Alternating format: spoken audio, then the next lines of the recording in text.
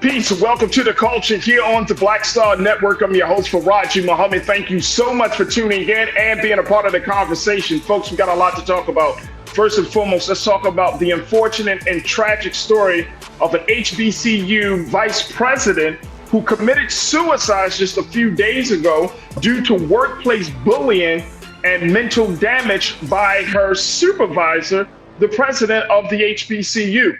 We're going to talk about this particular story of Miss Candia Bailey and to give you some of the latest details in that. Also, let's talk a little bit about what's happening with the state of young people in this country. I'm asking a question: does America hate its children?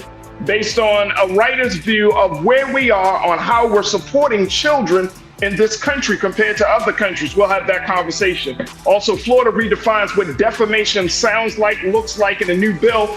And what does that mean for Black America? We'll have that discussion. And later on, Keke Palmer pens a love letter to mistreated Black women. Stay with us. It's all happening on today's edition of The Culture right here on the Black Star Network. Let's go.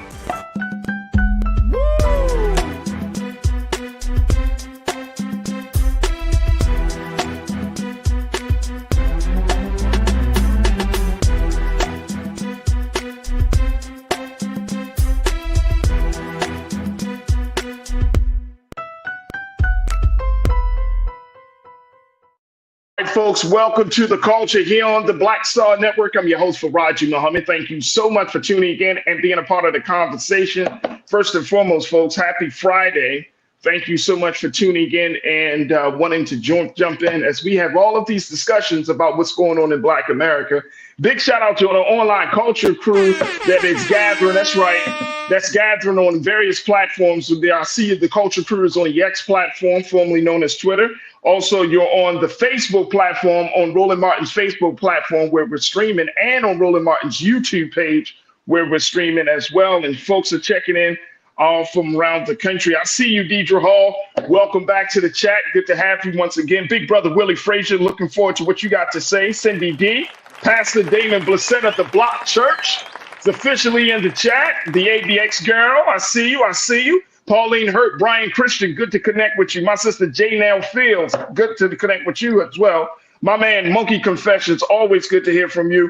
And folks, you could do the same thing as we're streaming live on Roland Martin's YouTube page, on Roland Martin's Facebook page. We're also streaming on our homepage at blackstarnetwork.com. Make sure you do your due diligence. Download the app for free on all of your devices. Follow us on social media. And more importantly, we ask that you just drop a little something in the bucket to help us power us through this digital space that we're in. So again, go to blackstarnetwork.com and stay in tune about what's happening in Black America. We're also streaming on Amazon platforms on a number of different spaces. Amazon News on your Fire TV. We're on Amazon Prime Video. So you can check us out on Prime Video app under Live TV and News. So you can find us on Amazon.com under Prime Video, then Live TV, then News. We're on the Freevee Network. You can find us now under News one for Black Star Network, and on Plex TV 24 hours a day, 7 days a week. Just search for Black Star Network or find us under Live TV, the News and Opinion.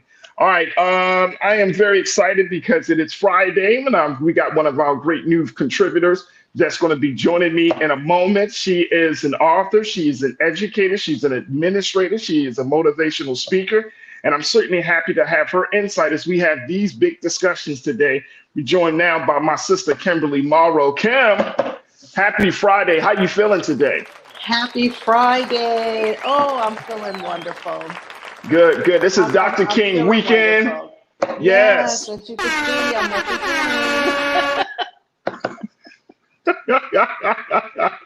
Well, we got to celebrate the life and legacy of Dr. King, and certainly I'm sure he will come up in some of these conversations we have today. Folks, again, you can join us on the and be a part of the conversation. Just post your comments on the chat, whether it's on Facebook or whether it's on the YouTube page. We would love to hear what you got to say. First and foremost, let me start with this very sensitive and yet urgent situation that's coming out of Lincoln University, where the vice president there, man, this is a very sad story, man. This is the Lincoln University Vice President of Student Affairs, Dr. Antoinette Bonnie Candia Bailey. This is the sister here. She unfortunately took her own life on January the 8th, just a few days ago. And her passing has sparked outrage from the Lincoln University alumni across the country who are calling for her supervisor, Lincoln University President Dr. John Mosley, to resign because apparently Dr. Candia Bailey had been experiencing some workplace bullying, some serious harassment, and as she puts it in a number of emails, a lot of mental damage. And so, Kimberly, when we look at education, especially higher education, well, we've seen the situation with Harvard with Claudine Gay, but this situation here is something. And I can't stop thinking about Claudine. I'm sure she can't stop thinking about how far things could have gotten with the circumstances of her resignation, just her being there, her tenure there for 6 months. But to see that one of our great intellectuals, one of the brilliant women of our community, decided to commit suicide because of the bullying, as she describes it, from her supervisor. And Dr. John Mosley is a white male. That's Dr. John Mosley right there, folks. This is such a sensitive, yet this, as I mentioned, this is an urgent situation. And I just want to share with you, crew, just some of the latest, just some of the words that Dr. Candia Bailey had penned just hours before she took her life, and even more so in a few emails. Let me just share this with you based on the reports that we have seen so far.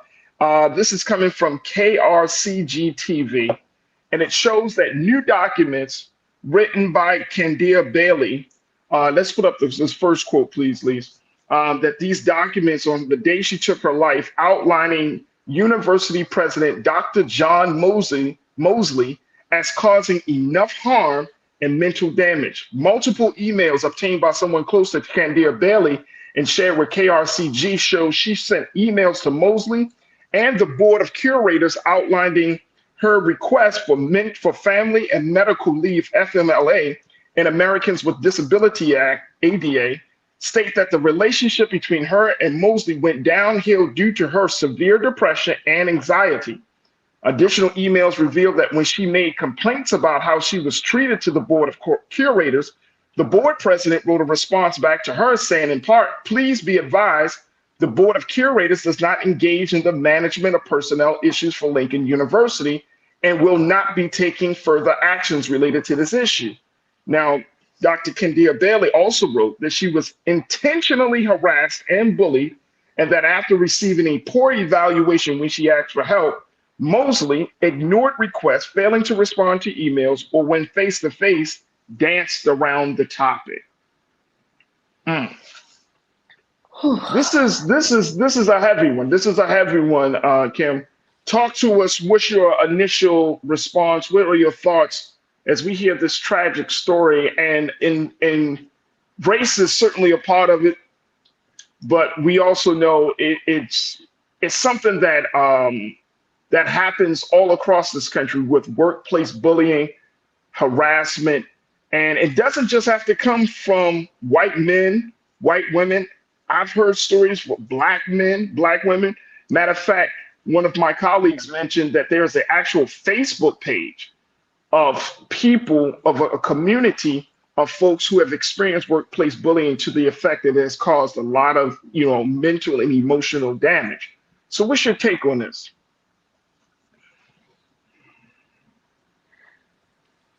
I'm sorry. Give me a moment. No, it's all right. First of all, my heart goes out to her family, her friends, those who were close to her, because they lost someone in their lives that was clearly a presence and very strong person. And to the students of Lincoln University, my heart goes out to you all. And the sad thing about this situation is she was trying to get support. She was trying to get support from the board, She was trying to get support from the president. So what strikes me in this situation is you had this strong Black woman, this educated Black woman, who I'm sure poured everything into her position, everything into her education, everything into her students, and then to be treated so poorly to the point where it caused her to take her own life. This is just, it's devastating. It's sad. It's disgusting that she was treated in this way. What really struck me, Farajii, was the fact that she expressed that it was causing her mental damage. She let it be known that she had some mental health issues with anxiety and depression. And so they were aware. She was asking for help. And a lot of times as people, particularly as Black people, we don't share that. We don't express that we are struggling with mental health challenges. And so for her to actually have asked for help and for the board to tell her we don't manage personnel, that it's criminal. And I really hope moving forward that those people are more than asked to resign, that there needs to be some consequences to what happened with this person, with her, because it's just uncalled for. It's just uncalled for. So there was some, and I mean, you're talking about her speaking out about the relationship that she had with the president, Dr. John Mosley. You're talking about a woman who recognized that she struggled with depression and anxiety, right? Yes. And she Yes. took this job. She graduated from Lincoln University in Missouri. Let me make that clear. This is the Missouri Lincoln University, not the one in Pennsylvania. But she took this job she graduated in 1998. She became a member of the AKA sorority. But her friends said she was a loving, generous person who radiated positivity. But after she took the position of vice president of May of last year, 2023, her friends noticed a change in her. According to one of her friends, she said her whole demeanor had changed. Yes, she was still smiling, but you could tell that something was off, something was different. Um, how do we handle that? And I'm asking because this is a workplace thing, right, Kim? But at the end Mm-hmm. of the day, your job, your livelihood, your income, these things are all on the line. You got to think about all these things, especially when you feel like the person who is quote unquote responsible for you is the source of the problem. And then you're kind of like have to just deal with it on your own, kind of just like, I don't know what to do. How should the folks in her circle handle that? Because they notice a change. Well, I'll tell you what my mother told me when I was having issues with the job and it was starting to make me sick. And she looked at me, she said, if something happened to you tomorrow, those people, if you died at your desk, they would step over your body, put someone else in your place, and keep on moving. I've heard that too. You cannot consistently just keep giving your all to a job that's not going to give you anything and that's actually causing you harm. I think it was in 2013, some girlfriends of mine, we actually did an intervention with one of our dear friends who was experiencing workplace bullying. And our advice to her was to leave that position. And a lot of times we don't want to leave the position because we love our jobs. We love what we're doing. We love the people we work with. And especially if you're in education, you love your students. And we want to, quote unquote, push through it. But at some point, we have to realize that we cannot push through it. we have to leave that situation. Now, of course, there are other measures that can be taken, legal remedies, of course, but honestly, self-preservation, we have to take care of ourselves. And a lot of times we don't want to do that necessarily because we have worked so hard to be in the position. We don't want to walk away from the job. So, but like I said, we did an intervention with one of our girlfriends and we all told her she needed to walk away from that position. And did she do it? She did not. And it did not end well for her. Because she didn't want to walk away from it. And I didn't want to walk away from my position. I wanted to, no, the kids need me. These parents need me. They need me. And it cost me, it cost me my mental health. I ended up being hospitalized for suicide ideation. And it's very difficult. It's very difficult to walk away when you put so much time and energy and effort and money into getting where you finally are. This is what where you strive to be.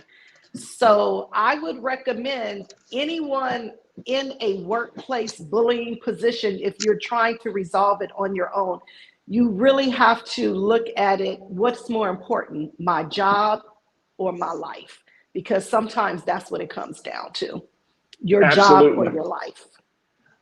Kim, we got to take a quick pause. When we come forward, I want to share what the crew is saying about this tragic case. Folks, stay with us. Post your comments as we're up to sharing them. And I want to hear more of your thoughts around this story. And I'll share some more details as to the struggle that Dr. Kendia Bailey had went through just hours before taking her own life. Folks, this is a very unfortunate story, and it opens up the conversation about accountability, because now the students and community of Lincoln University is calling for the resignation of Dr. John Mosley as a result of this situation. So what's your take on that? Should he resign? Should he step down as president of Lincoln University? Stay with us. The conversation continues on the other side here on The Culture on the Black Star Network.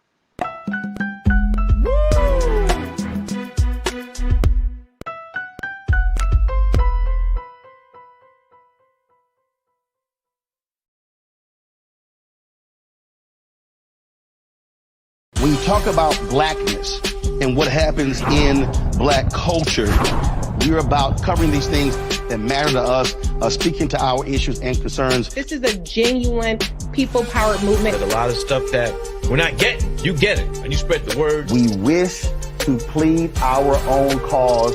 Too long have others spoken for us. We cannot tell our own story if we can't pay for it. This is about covering us. Invest in Black-owned media. Your dollars matter. We don't have to keep asking them to cover our stuff. So please support us in what we do, folks.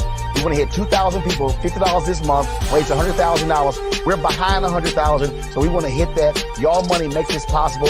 Checks and money orders go to P.O. Box 57196, Washington, D.C. 20036-0196. The Cash App is $RM Unfiltered. PayPal is R Martin Unfiltered.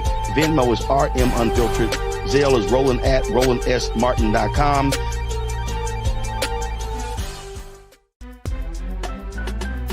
I'm Farajii Muhammad, live from LA. And this is The Culture. The Culture is a two-way conversation. You and me. We talk about the stories, politics, the good, the bad, and the downright ugly. So join our community every day at 3 p.m. Eastern and let your voice be heard. Hey, we're all in this together. So let's talk about it and see what kind of trouble we can get into. It's The Culture, weekdays at 3, only on the Black Star Network. Folks, Black Star Network is here. Oh, no punches! I'm real revolutionary right now.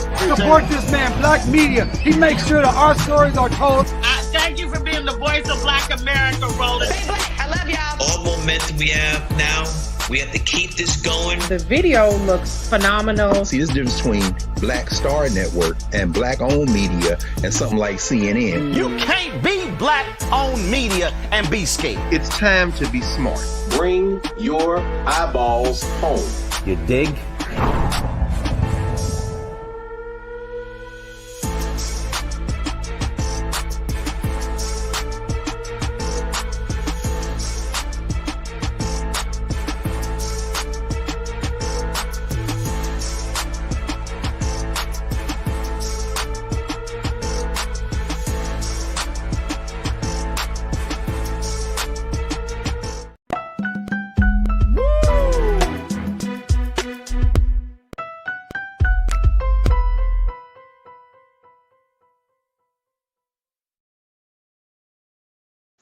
All right, folks, welcome back to The Culture here on the Black Star Network. I'm your host, Farajii Muhammad. Thank you so much for tuning in and being a part of the conversation.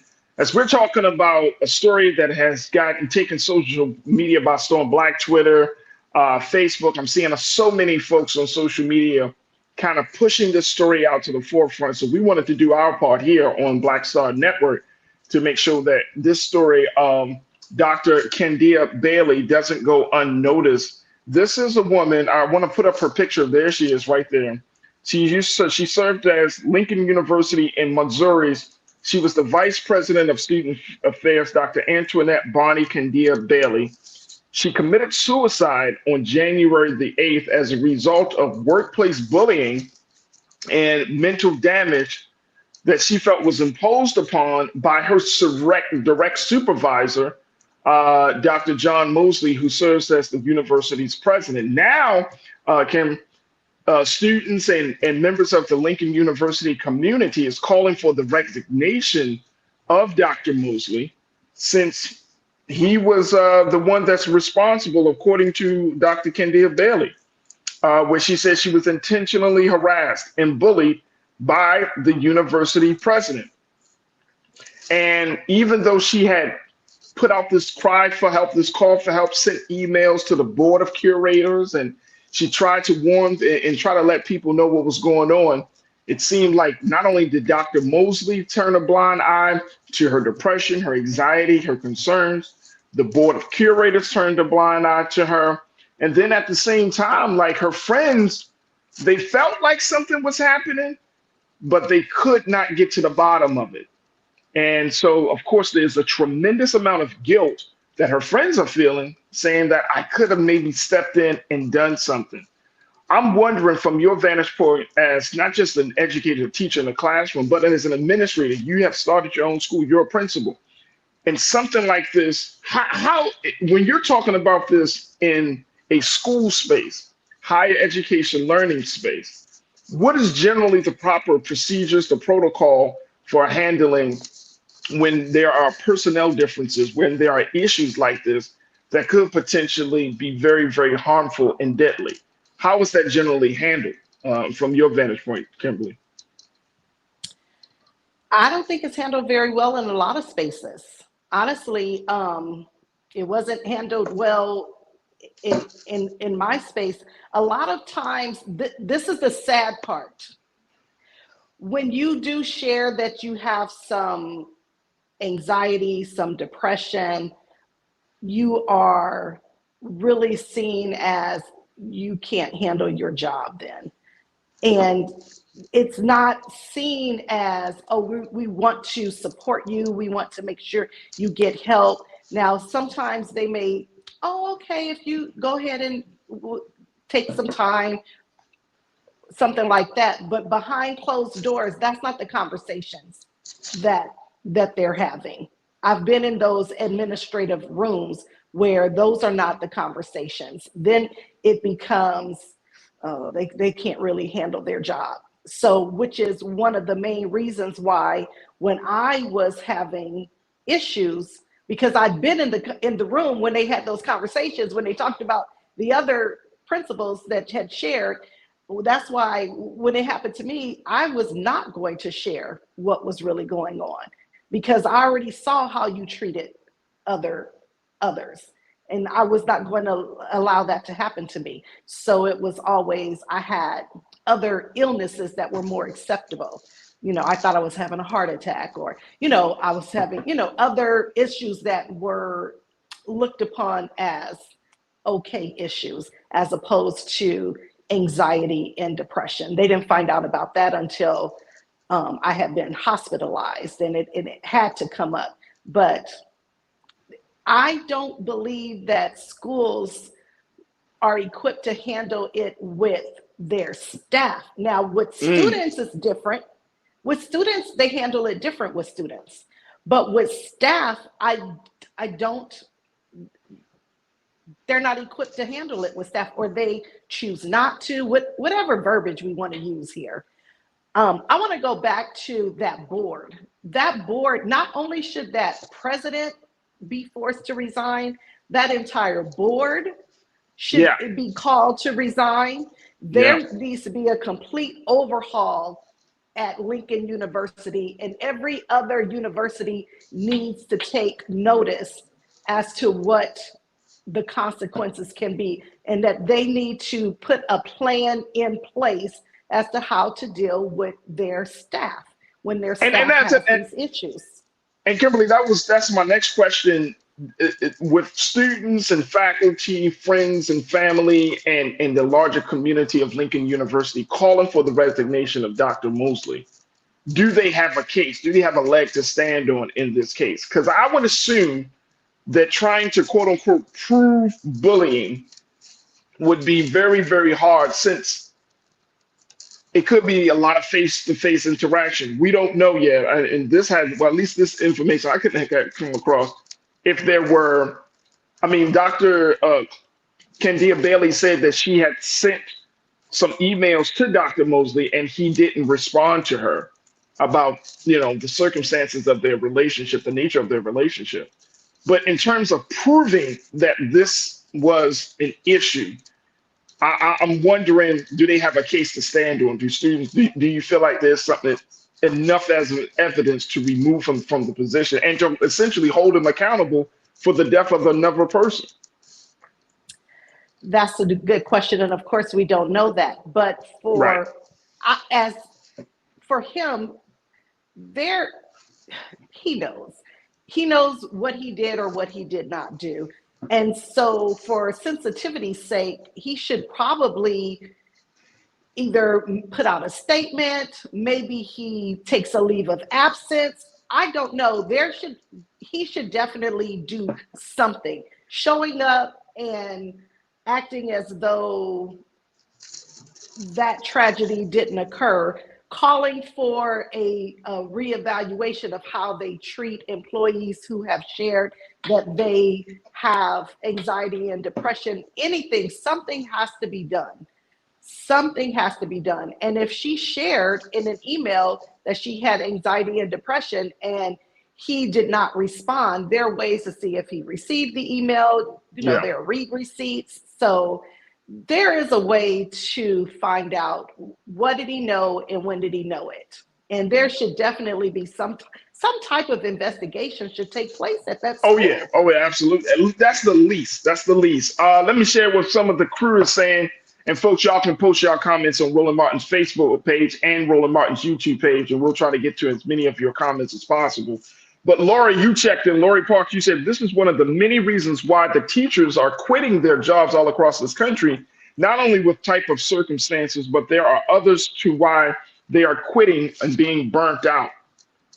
And I've heard that. I've heard from a number of teachers. I know teachers in Maryland who say that sometimes the harassment, and they didn't go into detail in terms of their supervisor, but just in dealing with the community, parents, and all of that, that sometimes the harassment, sometimes the level of bullying, from parents. I personally know of experiences where teachers were bullied by students, family members, and whatnot. Like, this adds to the mental anguish. And I'm wondering, Kimberly, how do schools supposed to handle a situation like that? You got parents yelling at you, coming up in your face, threatening you, all types of things. And a lot of and here's what I hear from a lot of teachers, I'm sure you probably heard this as well. They don't feel protected. They don't feel safe. They don't feel like the school is thinking about their best interest. And to Janelle's point, she pointed out that she said that the president rules the culture of the organization. I'm sure that she is not the only person that had issues there. People are not just cogs in a machine, but even cogs get maintenance. So there's a cultural view. There is a shift that's expected. But some teachers and educators just don't feel safe in some of these spaces. Exactly. And it's not just teachers and it's not just teachers. We know it's support staff as well. It's people who work in the school system do not feel safe and protected. When I was a principal at a traditional public school, and some of my teachers if they had set up a conference with a parent, they would ask me to sit in on that meeting with them because they did not feel safe, but they knew that I would support them and I would not allow the parents to, go off on them. I would support my teachers. But if my teacher was wrong, I was not going to just throw that teacher under the bus, but I would support in a way to where I would let the parent know this is an issue, we're going to resolve it, but I wouldn't just co-sign what the teacher was saying if the teacher was wrong. So there's a difference between supporting the teacher, protecting the teacher, making sure the teacher is safe, but also not condoning if a teacher is wrong. So there's that fine line that we have to walk. Exactly.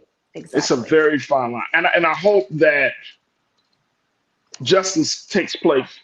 You know what I'm saying, Kimberly? Yes, I hope that justice does take place. We're going to continue to follow this story. I mean, it's such a sad and unfortunate story. It opens up the conversation about suicide prevention. It opens up the conversation about really being in tune with people. If something seems off with your family and your friends or your coworkers that, and you genuinely can ask more questions and try to help them, because we don't know where people's minds are, especially nowadays. So many things are happening. And a lot of adults, it's not just children, a lot of adults suffer from everything from depression to anxiety to suicide ideation, as you mentioned earlier. A lot of people are struggling. And we can't assume that just a quick pat on the back and be like, it's okay, it'll get better. When some people don't truly believe, they lose faith, they lose hope, and they feel like they're in the darkness. They don't believe that it's going to get better. And so, we're going to keep our eyes on the story. I hope justice comes out for Dr. Antoinette. More importantly, I hope that Lincoln University can use this. The board of curators, they got to be removed. The president, he has to be removed.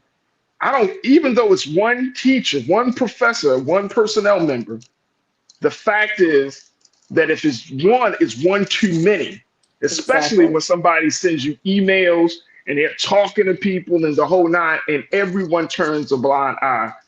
Those in leadership needs to be removed, and they need to be removed now. We got to take a quick pause. When we come forward, let's talk about where we are in this country and this country's relationship with the next generation with children. I've read this article, how a woman who went to Greece, spent some time with her family, and she realized that America, may not be the #1 country to treat children right. I'm going to share with you what she had to say from her experience in Greece and how that looks and how it looks for our experience here in America with our children. So stay with us. That conversation is coming up next here on The Culture on the Black Star Network.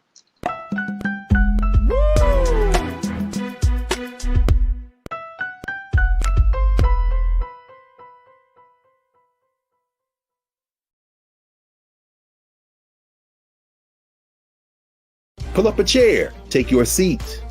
The Black Tape with me, Dr. Greg Carr, here on the Black Star Network. Every week, we'll take a deeper dive into the world we're living in. Join the conversation only on the Black Star Network.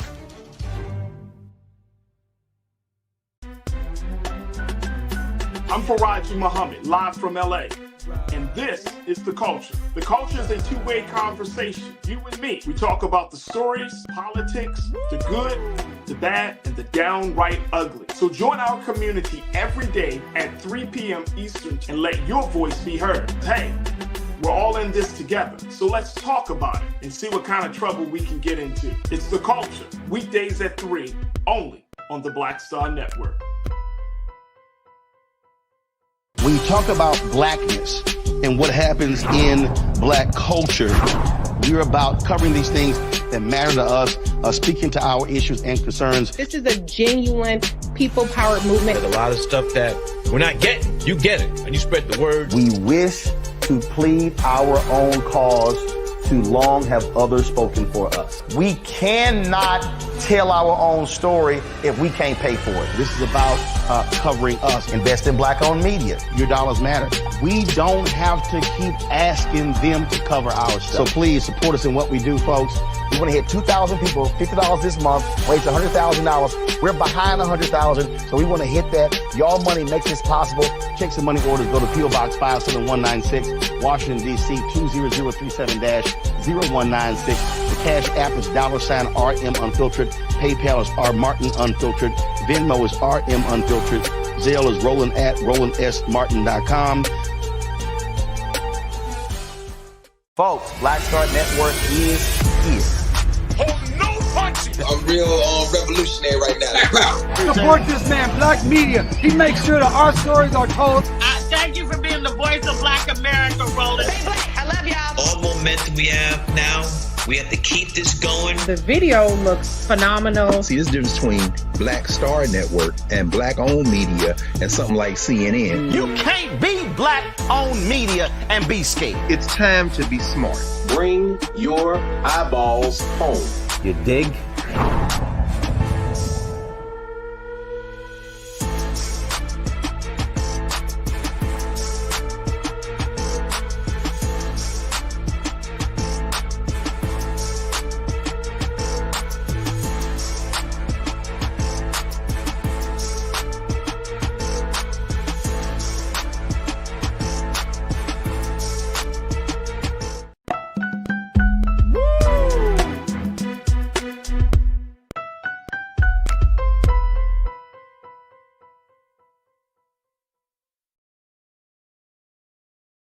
All right, folks, welcome back to The Culture here on the Black Star Network. I'm your host, Farajii Muhammad, joined by my sister, Kimberly Morrow, who is an educator, administrator, author, motivational speaker, and one of our new contributors here on The Culture. She'll be joining us on Fridays for a few weeks here in 2024, and we're really, really excited to have her insight as she brings so much to the conversation. And this is why I wanted to have this next discussion with you, Kimberly, because you are a woman who works with children. You understand. You like adults, but you love children. Right. So, yeah. But there is this, and I always thought this was interesting.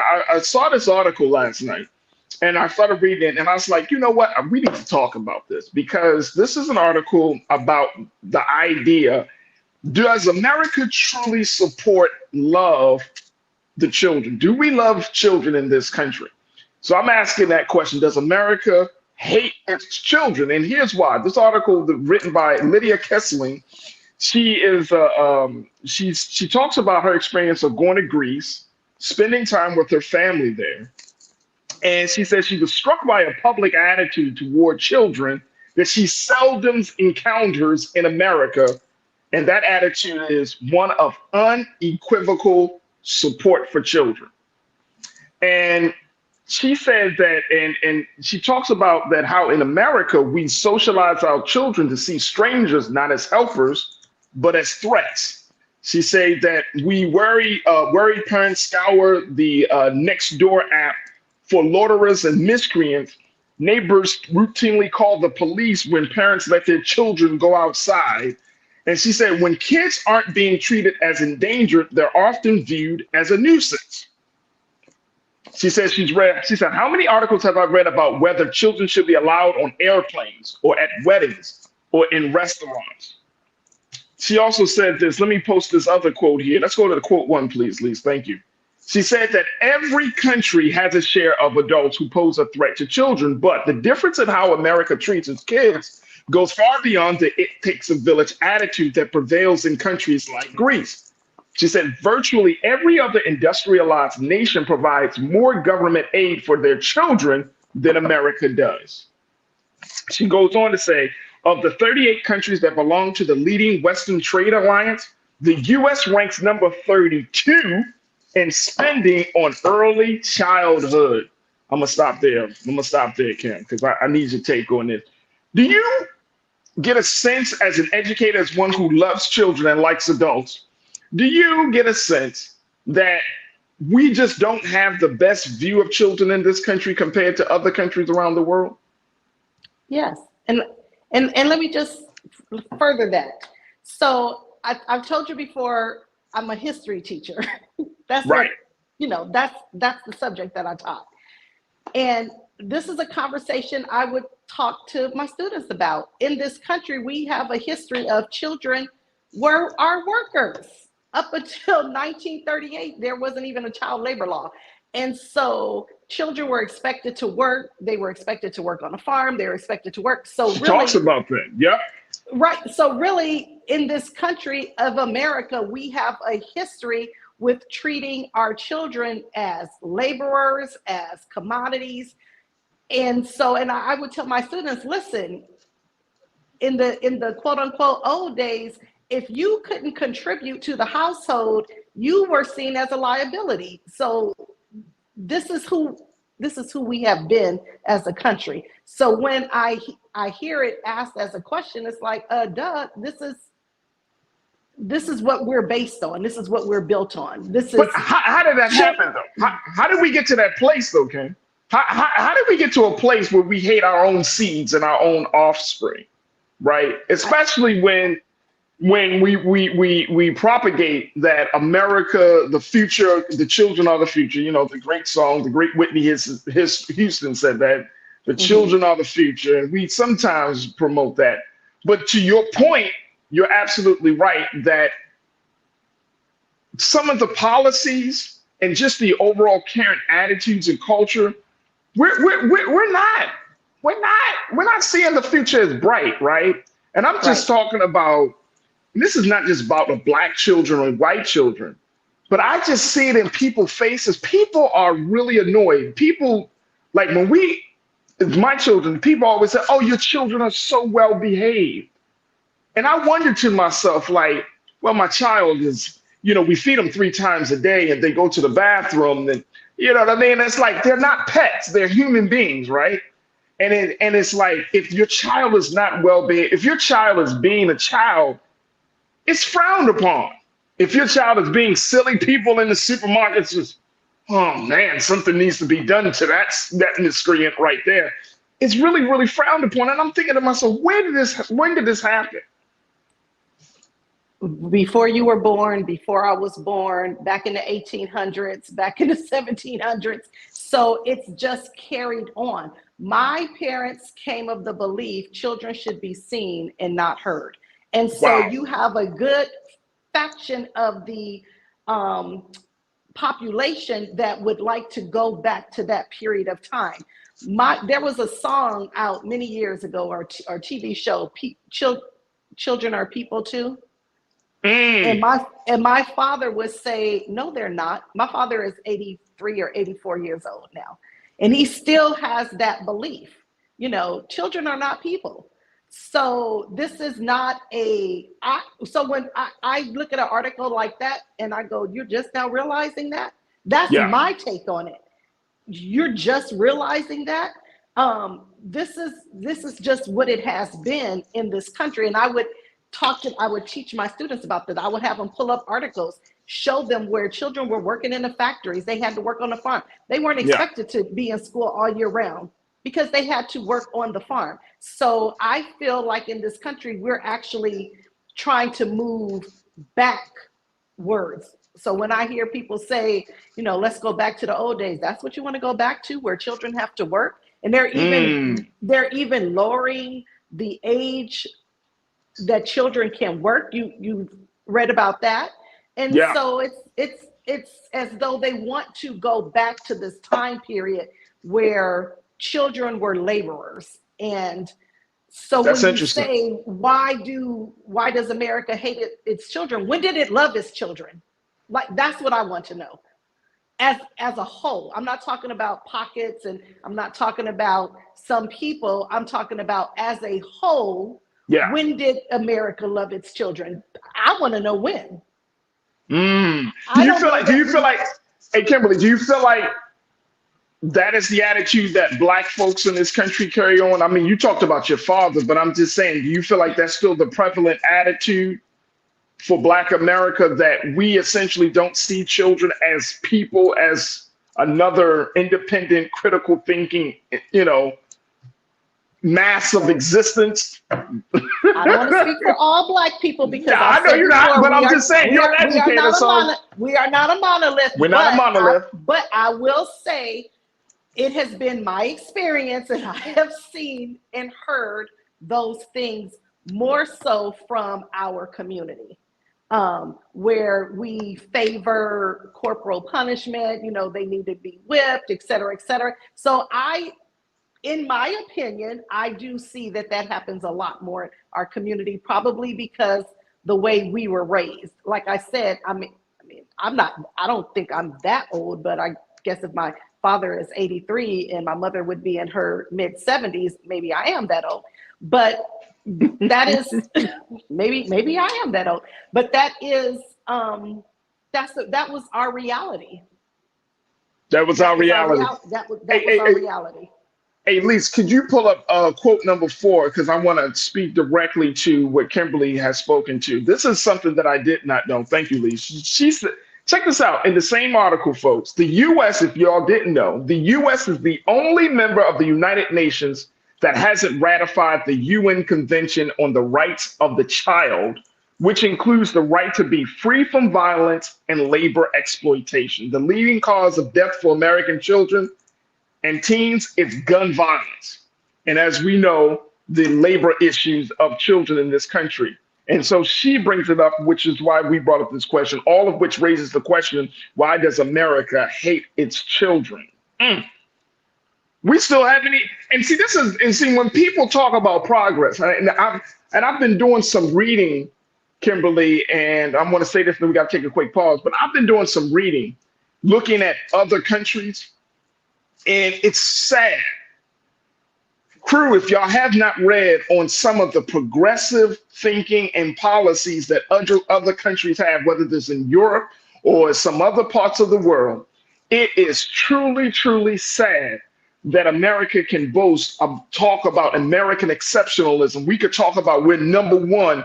And when you look at, when it comes down to human rights issues, when it comes down to civil rights issues, when it comes down to children issues, the education, America is lagging far behind. When it comes down to women's role, I was just read that there are 3 major countries that have a majority female leadership. America, we still haven't had a woman president yet. When we look at the situation here with the children, one of the big things that I'm going to talk about it when we come back from break, is the fact that we are still struggling and fighting over paid leave for families. We're still fighting and struggling over what we saw what happened during the pandemic, but had to end, the child tax credit, and how the government in other countries, that when you have a child, they support you for so many amount of years. I mean, we're so far behind in certain areas. And I'm like, how can we say that we are the most progressive when it shows otherwise? Let me just take a couple of comments very quickly as we talk about this. And folks were asking the question, does America hate its children? What's your take on it? Post your comments. Lori Parks, you said from Indiana, and you are correctly right, having children work in bars, especially the female girl child. Damn. Girl children working in bars. Wow. Karen Connor, thank you, Lori. Karen Connor, my sister, checking in. She said, Karen, you said, I was in Greece in October and November 2023 and agree with this. I witnessed how loving the Greek people are with their children. I have seen this in other countries as well. What the hell is going on in America?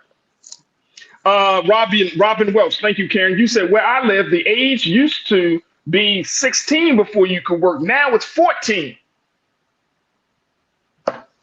Why do we adultify children? Why do we want children to grow up so fast? And this is something I tell my own son and daughter. Take time. Don't rush to grow up, because you got many more years in front of you, God willing, than behind you as a child. Don't rush to grow up. Enjoy your childhood, because everybody wants you to grow up so fast. For what? To pay bills?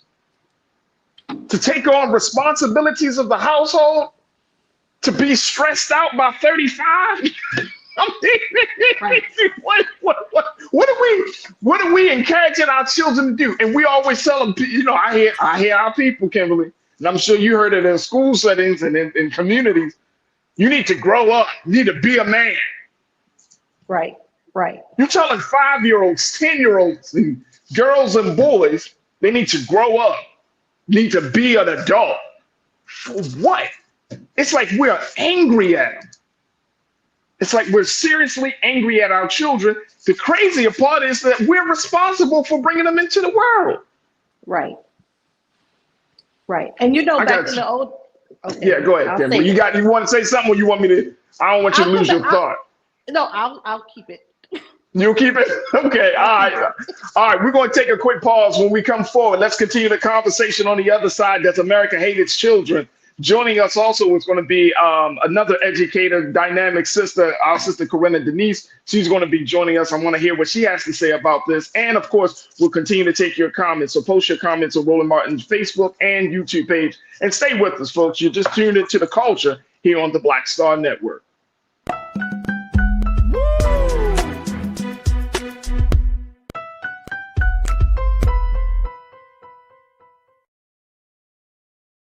Hatred on the streets, a horrific scene, a white nationalist rally that descended into deadly violence.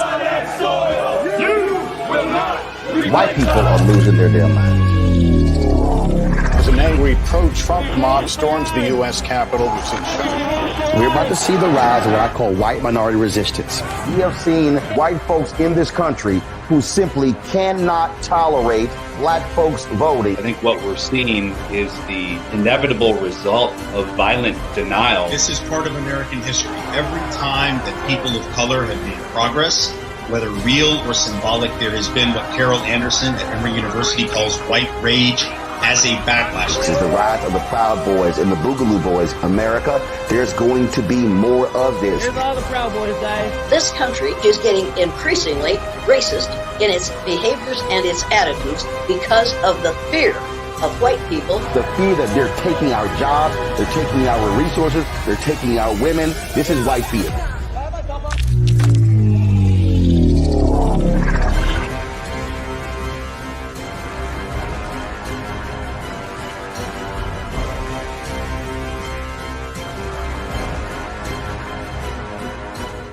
Pull up a chair, take your seat. The Black Tape with me, Dr. Greg Carr, here on the Black Star Network. Every week, we'll take a deeper dive into the world we're living in. Join the conversation only on the Black Star Network. When you talk about blackness and what happens in black culture, we're about covering these things that matter to us, speaking to our issues and concerns. This is a genuine people-powered movement. There's a lot of stuff that we're not getting. You get it, and you spread the word. We wish to plead our own cause. Too long have others spoken for us. We cannot tell our own story if we can't pay for it. This is about covering us. Invest in black-owned media. Your dollars matter. We don't have to keep asking them to cover our stuff. So please support us in what we do, folks. We want to hit 2,000 people, $50 this month, waste $100,000. We're behind 100,000, so we want to hit that. Y'all money makes this possible. Checks and money orders go to P.O. Box 57196, Washington, D.C. 20037-0196. The Cash App is $RM Unfiltered. PayPal is R Martin Unfiltered. Venmo is RM Unfiltered. Zelle is Roland at RolandSMartin.com. Hi, I'm Dr. Jackie Hood Martin, and I have a question for you. Ever feel as if your life is teetering and the weight and pressure of the world is consistently on your shoulders? Well, let me tell you, living a balanced life isn't easy. Join me each Tuesday on Black Star Network for a Balanced Life with Dr. Jackie. We'll laugh together, cry together, pull ourselves together, and cheer each other on. So join me for new shows each Tuesday on Black Star Network, A Balanced Life with Dr. Jackie.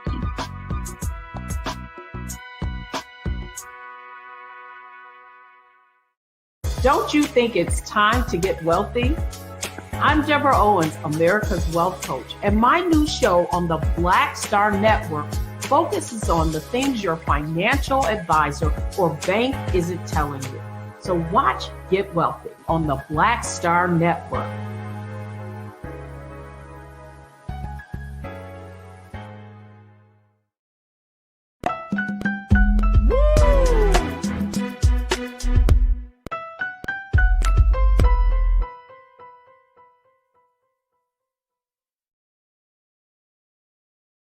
All right, folks, welcome back to the culture here on the Black Star Network. I'm your host, Farajii Muhammad. Thank you so much for tuning in to the second half of the show.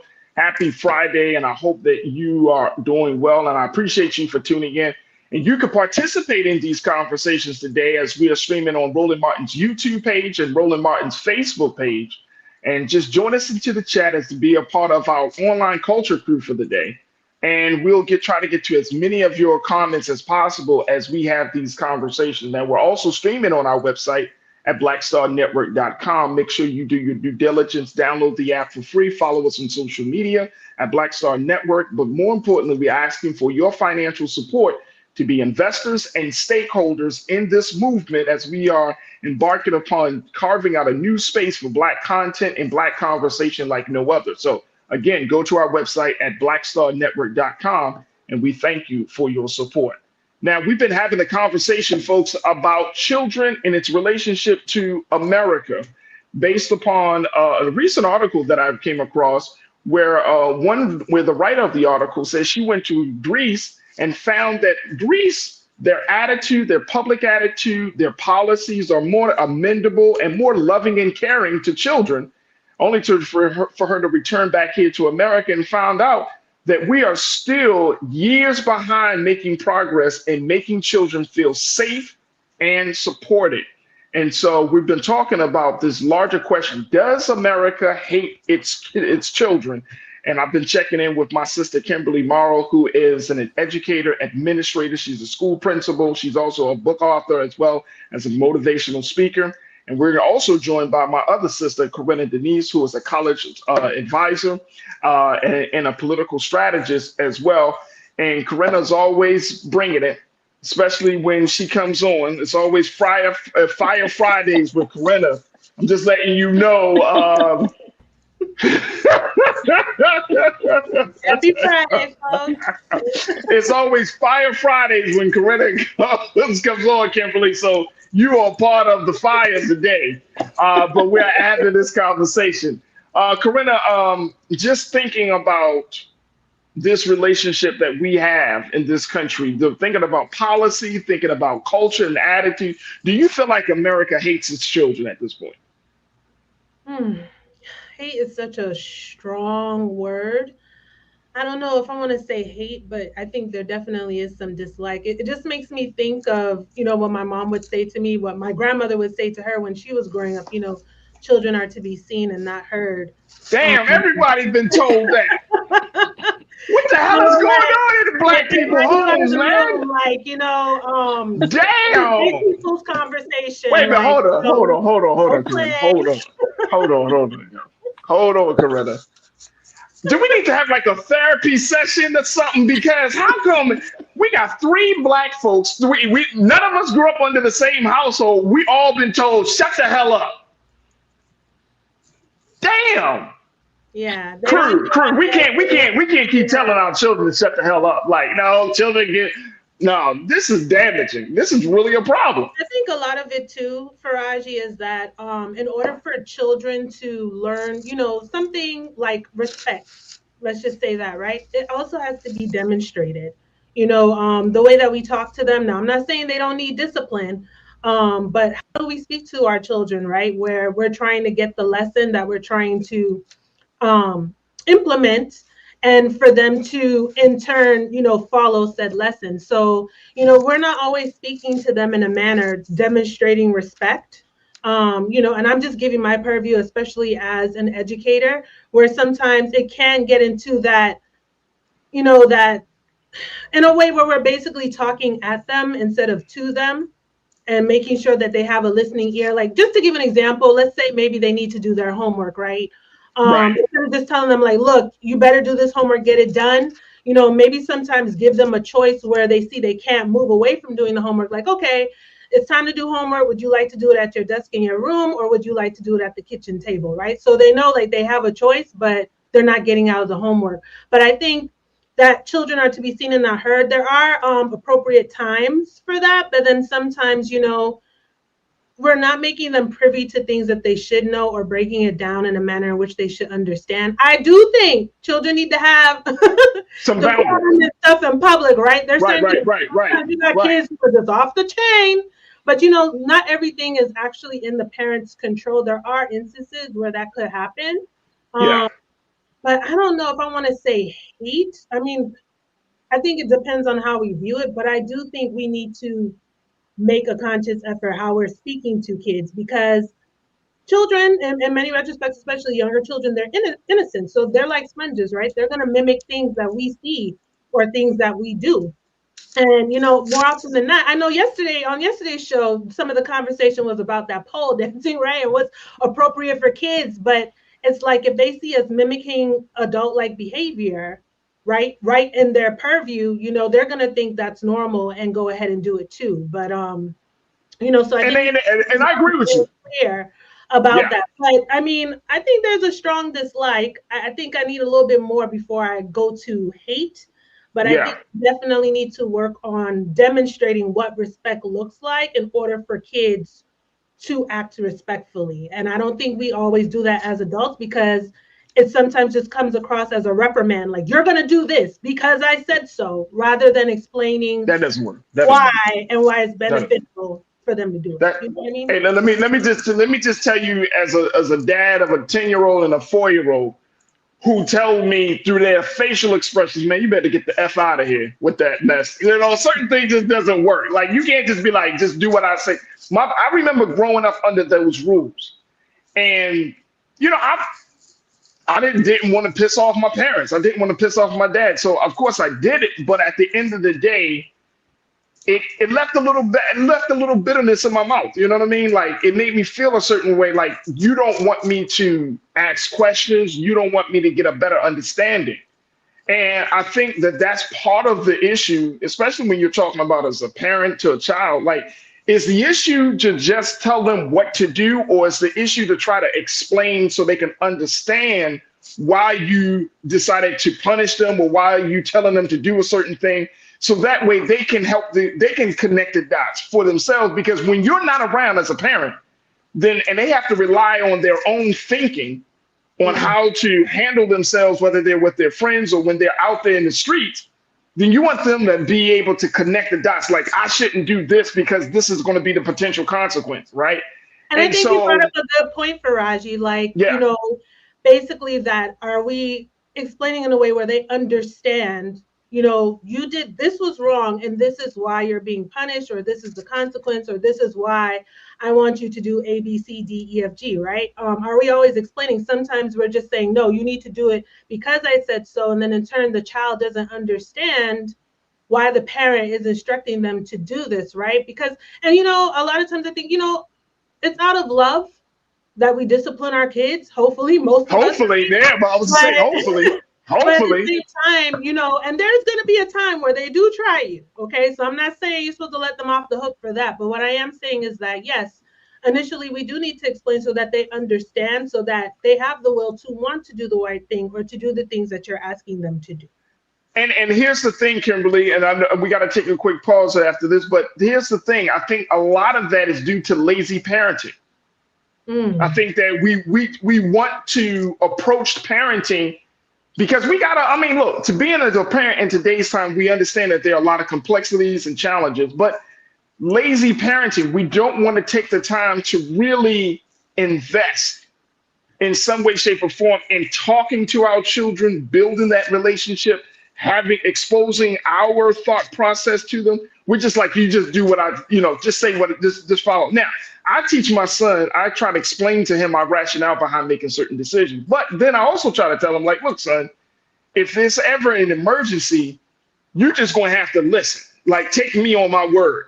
But for him at 10 years old, as a cerebral and critical thinking little black boy that he is, he needs to have some assurance. And I know this might sound crazy to some of you, but he needs to feel like my dad can make the right decisions.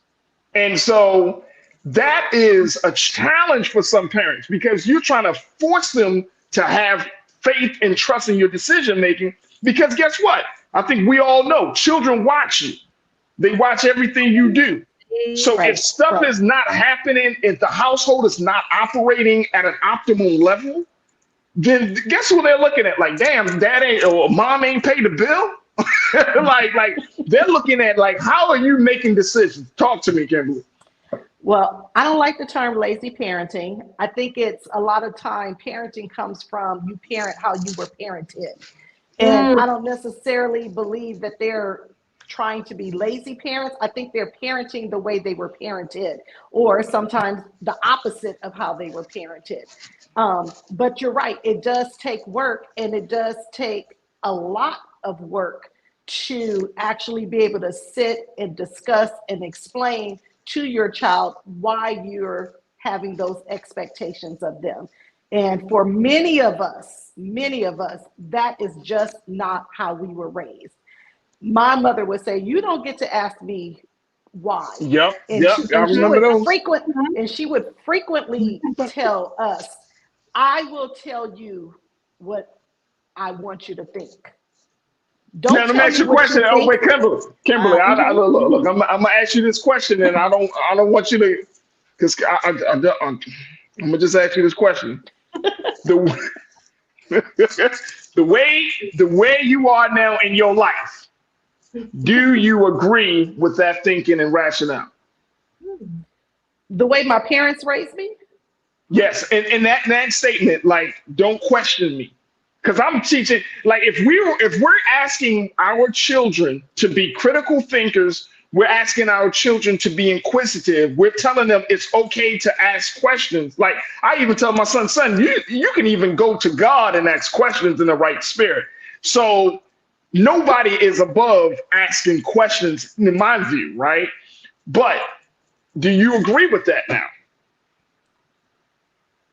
I want to make sure I'm understanding your question. Do I agree with my mother telling me, don't tell me what you think, I will tell you what to think? Yes. No, I don't agree with that. and fortunately, before she passed away, we were able to have those conversations. And she even realized, after her evolution and going to school and getting a degree and everything, and she even realized, that was not that was not the thing to do. So we had a lot of conversations while I was an adult, and we actually got to talk those things through. But again, that's awesome. She treated me, that's how she was raised. That's why I said I don't think it's lazy parenting. I think it's you parent how you were parented. She parented me how she was parented. And she learned later that there was another way to do it. So, yeah. I understand. I don't want to get you in trouble with your ancestors. I don't want to get you in trouble. Mr. Define, you said sometimes they need to know because I said so. Gentle parenting is an experiment that we will not know works until we reach a point where it might be too late to turn back. Gentle parenting. Everybody says that. Thank you, sir. Welcome to the chat. McCole, you said the policies and responses to the abuse, murder, hunger, food insecurity, being unhoused, and the mental health of children give the message that America doesn't value our children. Absolutely. Someone else in the chat mentioned that if you can arrest kindergartners, that just goes to show you that we don't like our own children. Let me see if I can get one more before we take our next pause. I saw who was it? I think it was Janelle. You made the mention about having children. Oh, there you go. You said, Janelle, there are examples of how to successfully treat and grow the future leaders of our nation, but America's too arrogant to follow others' examples. Farajii, if I may just jump in real quick. Oh my God. No, you can't jump in. Those comments just made me think, though, crew, it just made me think about how when it comes to the crisis we have going on right now with gun violence in this country, and especially in schools, that makes me reevaluate the question, does America hate its children? You see, initially, I guess I didn't necessarily receive it in that context, but now that we're discussing it and fleshing it out and unpacking it, oh my God, it's like, I'm kind of like borderline, yes, because what is so hard to get sensible gun laws in this country? Because students don't feel safe. We have done too many shooter drills, right? In the schools, and God forbid if someone actually comes in, kids are actually raising the questions like, do we have a chance at surviving this? So yeah, and speaking also to the comment about all the other atrocities, poverty, housing, all these other things that plague students and their families, where they don't have a stable mindset to focus on their academics and extracurricular activities, right? So, and the fact that a lot of our legislators are sitting lackadaisical to that. Yeah, we have to raise those questions. Does America hate our children? And now that I'm really thinking on that, yeah, I'd have to say borderline just about, because especially with this gun crisis, it's beyond ridiculous that absolutely and teachers and administrators don't feel safe in school of all places. So, and I'm gonna go back and Corinna to absolutely, and just as we take our next pause, keeping in mind the leading cause of death for American children and teens is gun violence right now. That's the leading cause of death. Now, when we come forward, I want to continue this conversation because there is an effort in this country to reform or to revamp or to really institute some mandated paid parental leave. Now, this is on the policy side of things, folks. It's not just about culture and attitude. This is our policy that shows that there isn't support for the woman, there isn't support for the family here in this country to support us in giving us the time and space to grow. I want to get your take on that, and I'm also going to ask both Corinna and Kimberly's take on that as well. So stay with us. The conversation continues right here on The Culture on the Black Star Network.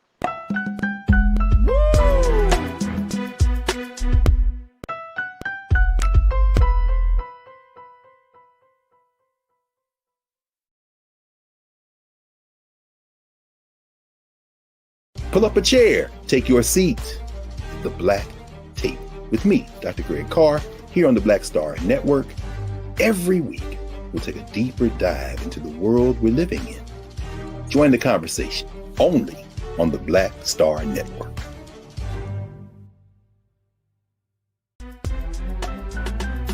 I'm Farajii Muhammad, live from LA. And this is The Culture. The Culture is a two-way conversation. You and me. We talk about the stories, politics, the good, the bad, and the downright ugly. So join our community every day at 3 p.m. Eastern and let your voice be heard. Hey, we're all in this together. So let's talk about it and see what kind of trouble we can get into. It's The Culture, weekdays at 3, only on the Black Star Network.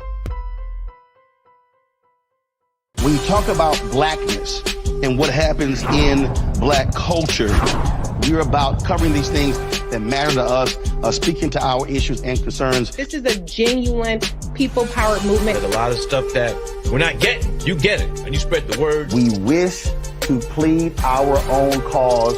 Too long have others spoken for us. We cannot tell our own story if we can't pay for it. This is about covering us. Invest in black-owned media. Your dollars matter.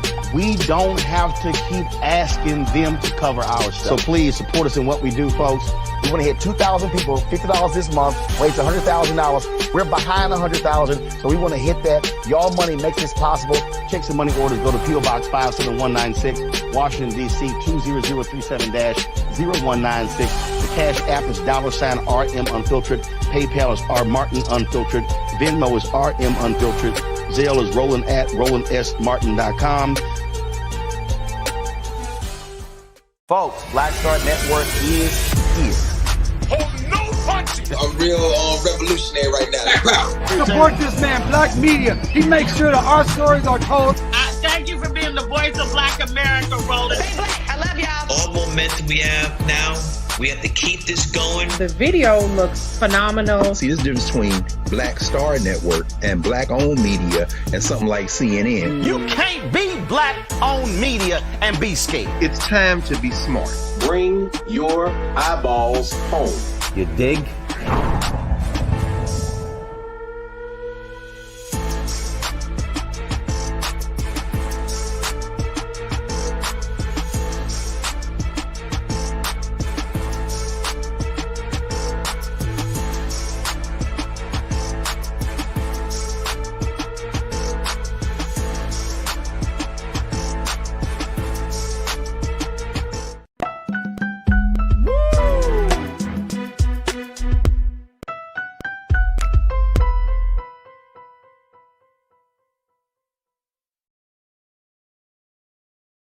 All right, folks, welcome back to The Culture here on the Black Star Network. I'm your host, Farajii Muhammad. The conversation that we got cooking right now is the one about America and its relationship with its children. Does America hate its children? Do we hate our kids in this country?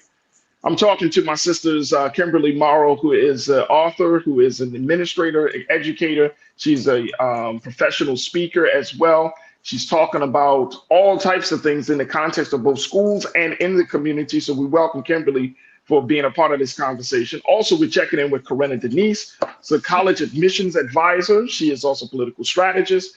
And she is also given her thoughts on this as she's been working with children of all ages as well. I want to go to what Grandma Sings 2 had to say in our crew. And welcome back, Grandma Sings 2. You said the older way of parenting came from our history as enslaved people. This conversation is part of our people's evolution. I'm glad it is. I hope it is. Because I feel like, Kimberly, we got to debunk some things, right? Like letting people know, like it's certain things that we were told as children is either not acceptable now or it just doesn't work, right? Like, you know, and I know that I kind of grew up in a parenting, and I don't think my father nor my mother, but I don't think, you know, with my father, I don't think he was intentional about this, but it's like a fear-based style of parenting, right, that we have seen. And we can go through a number of different things about what's happening in individual households. But I think also to speak to this question, does America hate its children? I think it also speaks about the policies. Some of the policies in this country are so anti-family, anti-woman, anti-dad, anti-children. It's like, damn, does America really want you to be married? Does America really want you to have children? Here's one of the issues, and this goes back to the article that that Lydia Kisling talked about when she asked this question about America hating its children. She pointed out, let's go to quote number 2, please, Lise. She said that America, by contrast, has no mandated paid parental leave. It has no universal child care. Only 1/3 of American families can afford child care, which consumes 27% of their income on average. Parents are being forced to leave big cities because they can't absorb the cost of childcare, while those in rural areas often can't find care at all. Let's go to quote 3, please. She says, America's rampant child neglect doesn't stop with this lack of daycare. Infants are more likely to die in childbirth, in America than in any other rich nation, and U.S. newborns are more likely to grow up in poverty. Millions of children attend public schools that are literally falling apart. We got some real problems here, Kimberly. Yes. So there's no paid parental leave, no universal child care. We're seeing that children are dying before they have a chance to grow, and schools are falling apart. And there's this ongoing battle, whether it's in Congress, whether it's in state legislatures, whether it's at the White House. There's this ongoing battle that essentially that shows where's the love for the children? Where's the love for the family unit at? What's your take on this? Well, that's why when they were talking about overturning Roe v. Wade and pro-life, so you're pro-life when the baby is inside the mother, but when the baby comes out, then you're no longer pro-life, because Right. it shows you're not, because of the policies that you have in place. There is no support for mothers after the child is born.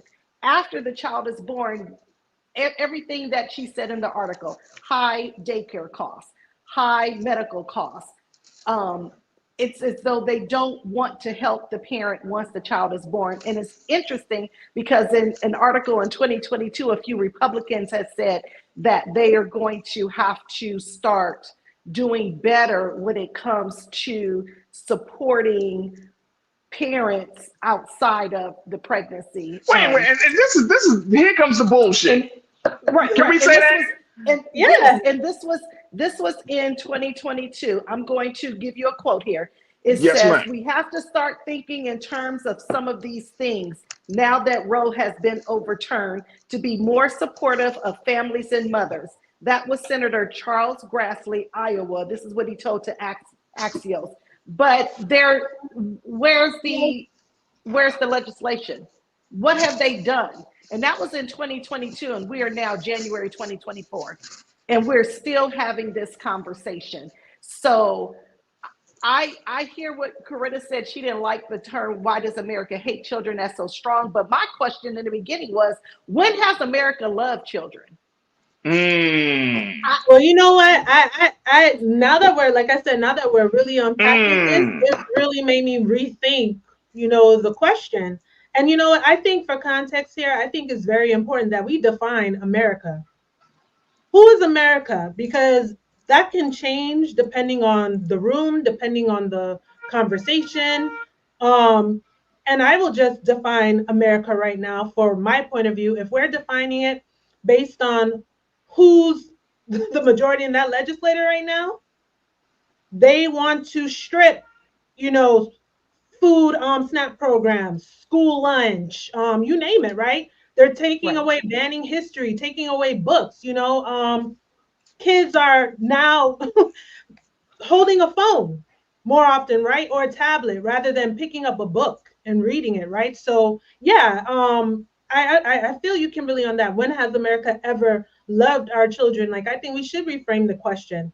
But in terms of America, as far as the legislation that is lacking, schools falling apart, we both know as educators, we have come out of our own pockets, to pay for things or resources that our kids need. And we're begging, pleading like, hey, can you just make a little room in your budget this year for this? Like, I've only been asking you like the past 4 years. So more and more, yeah, I'm starting to feel like, yeah, do they hate our children? But I think you make the point of an even stronger question. When has America ever loved its children? Because there's so many examples that we can give where we have demonstrated otherwise. If you say you do, we don't see it when we have to be begging and pleading for resources, and we have all of these, things happening that we shouldn't have to deal with, like the gun violence, like to your point with the abortion. You care about the child supposedly when they're in the womb, but when they're actually here, a living, breathing vessel in the flesh, you could give a damn. Absolutely. And the paid parental leave is the issue that I'm seeing right now. Tennis champion Naomi Osaka, she's a part of an effort where she is advocating for paid parental leave. And because she had found, since she just got her daughter, and she has the privilege to take off of the amount of time she needs to take off and then to return to her profession, right? Because she's a tennis player. But she recognizes also that this is not the case, that she's like an outlier of the whole situation, that this is not the case for millions of mothers back home who have to like adjust between taking care of their children. They got to make some women, y'all got to make some very, very critical decisions about, okay, do I take this amount of time? Y'all can have a baby. And then it's like, hey, you got to figure out when you get right back to work. You know what I'm saying? Yeah. I've worked in daycare. And then men, we on the outside of that. We don't even get a chance. No.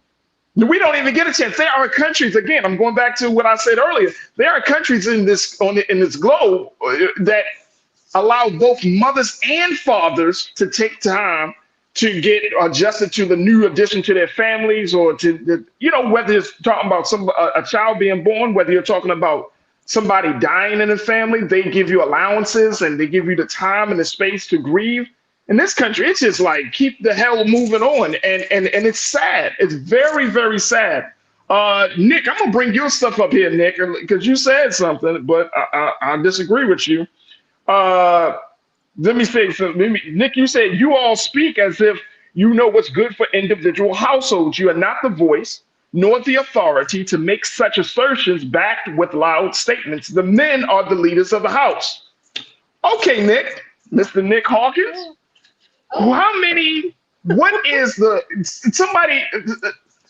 what's the percentage of women who are running households in Black America? Well over 70%. Well over 70%. So when we're talking about who is leading the household, say it again, Corinna. I said every household doesn't have a man in it, Nick. That's the point. That's the point. So if men are the heads of the household, but the men aren't present, then who is the leadership going to fall upon? Yeah, enlighten us, Nick. But Kimberly, you got something to say. Real quick too. It ties back. You see how I'm always talking about voting? Yes, it is foolishness that we don't have paid child leave. And as a matter of fact, that was on the table, okay, in the legislature. But guess what? It didn't get the votes it needed to pass. So are we going to sit back and complain about not having it? Or are we going to show up and show out, move the people out of our way and move the people in, and then pressure them to make it happen? You see, because the more it's not going to happen if we just sit out. Ain't going to happen. They're not going to just magically have a light bulb come on and say, oh, you know what? That's the moral and just thing to do. We have never seen forward in this country because of something that is moral and just. It's always connected to that dollar bill and pressure. So in order for us to get to your point, Farajii, something like paid child leave, yes, many countries have it. Hell, we just got paternity leave like recently. You see more jobs doing that, right? And that's more so because of people advocating for that. Yeah, dad needs to be able to stay home too with mom and help adjust with a newborn in the household, right? There was pressure, there was advocacy. So all this still ties back. We're not going to get the things we need for our children to create a more loving environment. We love our children. So even if America per se doesn't love our children right now, we love our children enough that we need to change the makeup and the dynamic of what's happening in DC to get the essentials that we need for our children. I agree. And I think Kimberly, as we close out and take this next pause, I think that it also requires us to make some different choices on our interactions within our relationship with our children. We all have been exposed to some form of toxic parenting. Can we use that term right there, Kimberly? That we've been exposed to some toxic parenting. We know that. We know. So the onus comes back on our shoulders for us to say, I'm going to do something different with my child. Even if you don't have children and you are in relationships and you are in the spaces of children, you as an adult can have a different relationship with that child. You can have a different relationship. Kimberly, you got the final word. What's your take?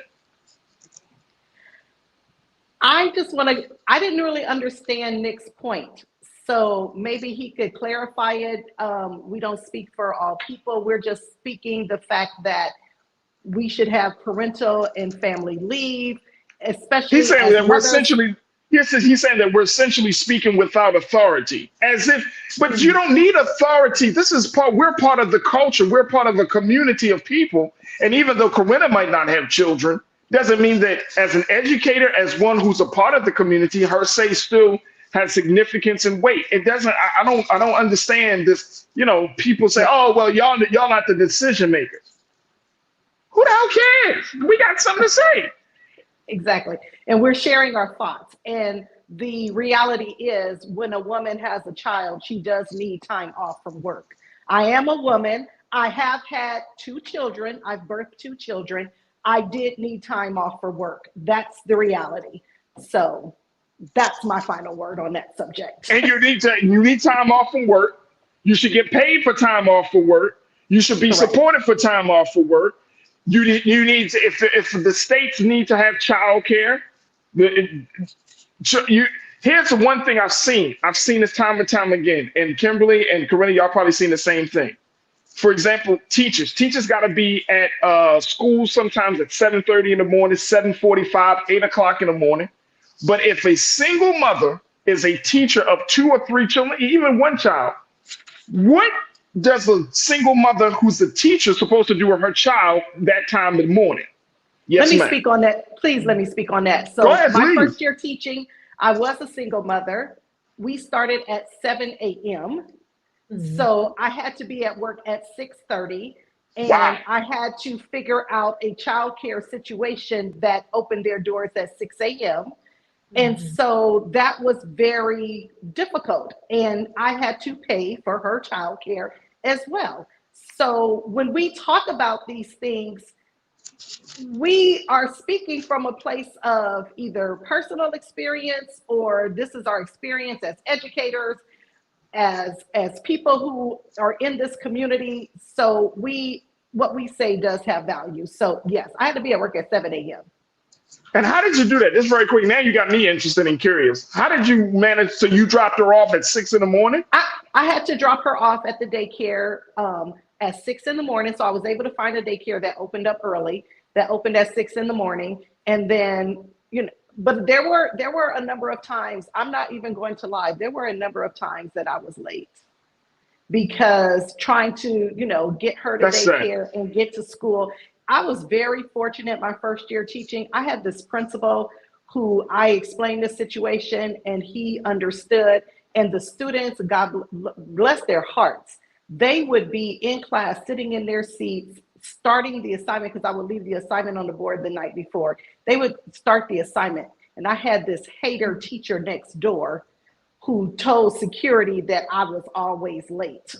There's always That's crazy. There. There's always a hater. Yes, but my students were, and the security came up, he said, Miss Morrow, your students were quiet and they were working. And one student said, Miss Morrow told us she has to drop her daughter off, and she told us what to do. She told us to do our work until she gets here. Wow, absolutely crazy. And that is the situation that a lot of women, a lot of single mothers who are working in professional roles and just in general have to face each and every day in this country. And you can't tell me that this country loves the children. America loves the kids. No, they don't. America, we don't love the kids yet. Black America, we might love the kids more than the rest of America, just by a little bit. But I think if we change the conversation and the attitudes that we have, and I think, going back to our first point, Kimberly, seeing children as human beings. They're not props. They're not cogs in the machines. They are human beings that require development, care, love, time. And we can't talk about children are our future, because if that's the case, then our future looks quite bleak right now. It looks very, very bleak. Look, we got to take another pause. When we come forward, let's talk about Keke Palmer, how she pens a love letter to mistreated Black women. I want to get my take from my sisters and hear what they have to say about this situation. Stay with us. It's The Culture here on the Black Star Network.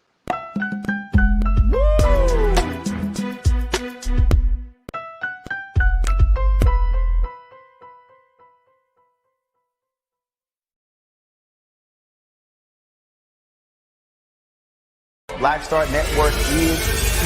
Oh, no punch! I'm real revolutionary right now. Thank you for being the voice of Black America. All momentum we have now, we have to keep this going. The video looks phenomenal. See, there's a difference between Black Star Network and Black-owned media and something like CNN. You can't be Black-owned media and be scared. It's time to be smart. Bring your eyeballs home. You dig? When you talk about blackness and what happens in Black culture, you're about covering these things that matter to us, speaking to our issues and concerns. This is a genuine people-powered movement. There's a lot of stuff that we're not getting. You get it, and you spread the word. We wish to plead our own cause too long have others spoken for us. We cannot tell our own story if we can't pay for it. This is about covering us. Invest in black-owned media. Your dollars matter. We don't have to keep asking them to cover our stuff. So please support us in what we do, folks. We want to hit 2,000 people, $50 this month, raise $100,000. We're behind 100,000, so we want to hit that. Y'all money makes this possible. Checks and money orders go to P.O. Box 57196, Washington, D.C. 20037-0196. The Cash App is $RM Unfiltered. PayPal is R Martin Unfiltered. Venmo is RM Unfiltered. Zelle is Roland at RolandSMartin.com.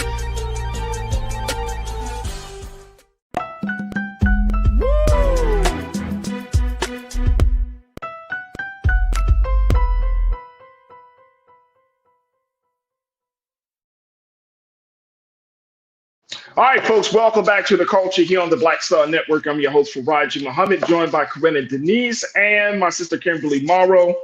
And I want to kind of get your take, sisters, on an IG post that Keke Palmer had pinned for mistreated Black women. She took to her Instagram to share an empowering message about the importance of loving yourself even when others can't or they choose not to. I want to share with you what Keke had to say in this post. Let's put up that first quote, please, Lise. Thank you. When she posted, "How can I hate Black women when I date them?" This is the question that she said that men, Black men who date Black women will ask. She said, very easily, actually. So glad you asked the question. It's very easy to date someone you don't respect when you're looking for ways to feel better about yourself. She said, even if you are less successful than said woman, there is still a history of propaganda that tells you you will always be better than she is.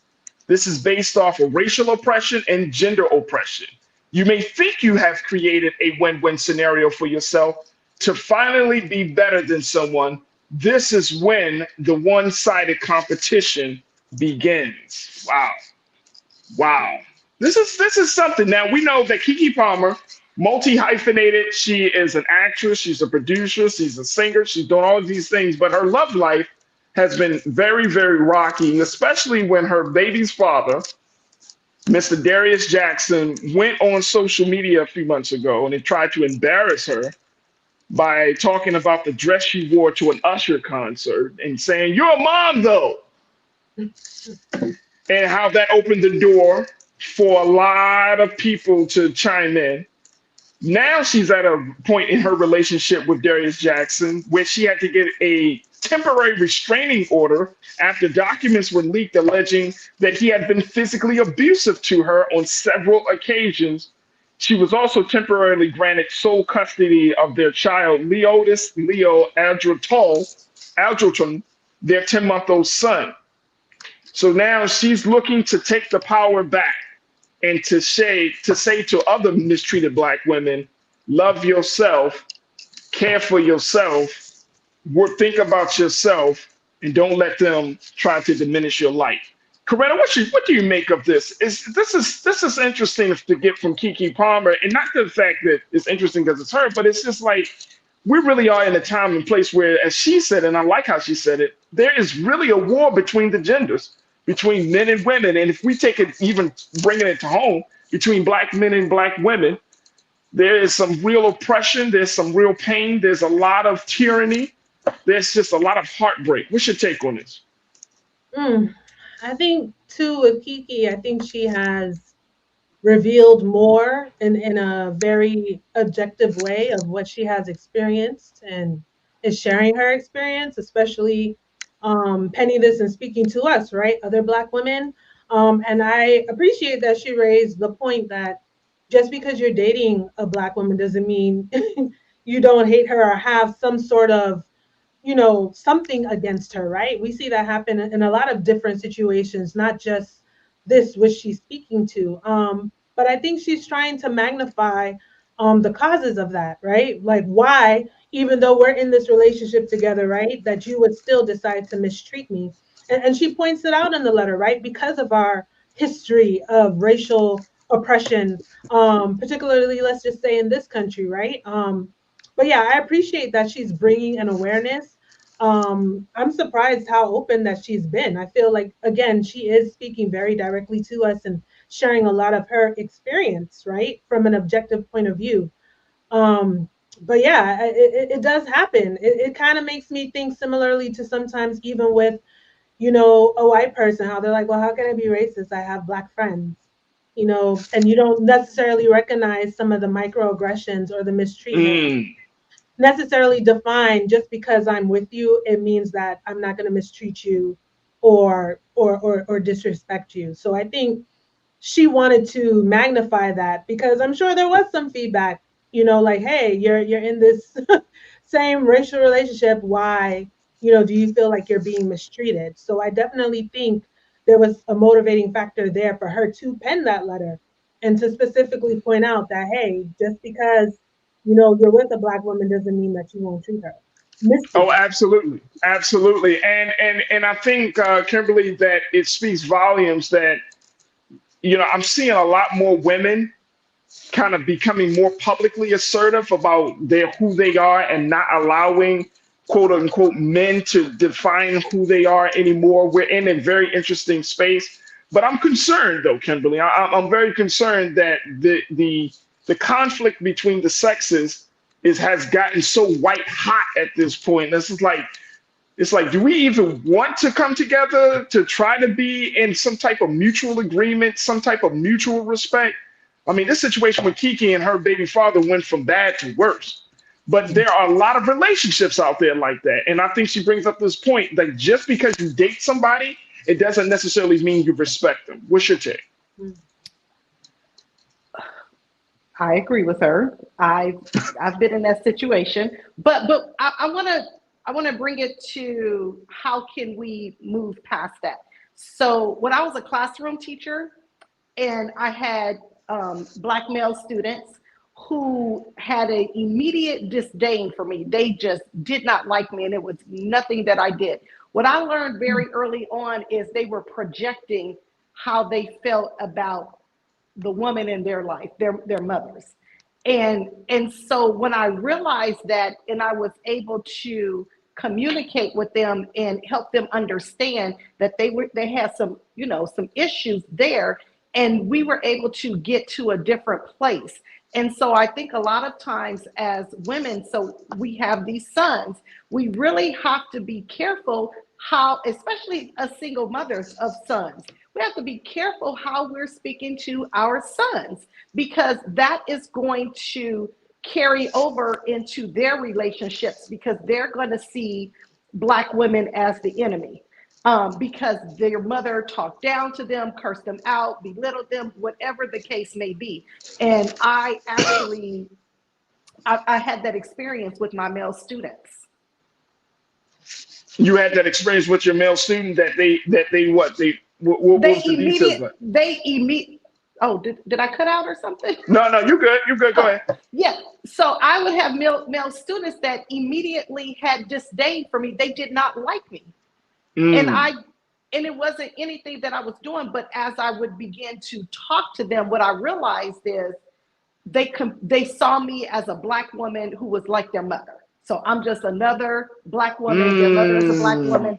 And so that's why I liked where she went deeper with it when she talked about it, because it becomes this competition. Now, these males, they're my students. We're not in competition with one another, but they immediately took a disliking to me because I reminded them of their mother. And so what I was saying is, as mothers, those of us who are single mothers, we're raising Black boys, we need to be thoughtful as to how we're talking to our sons, because that will carry over into their relationships with women. So that's the way I wanted to go with that conversation. I didn't want to put it on myself, because I did date a man who did not like Black women, but it was because he dated Black women. So wait a minute, he dated a Black woman even though he did not like Black women. Well, it is similar to what Keke's experience was. He didn't know he didn't like Black women, Farajii.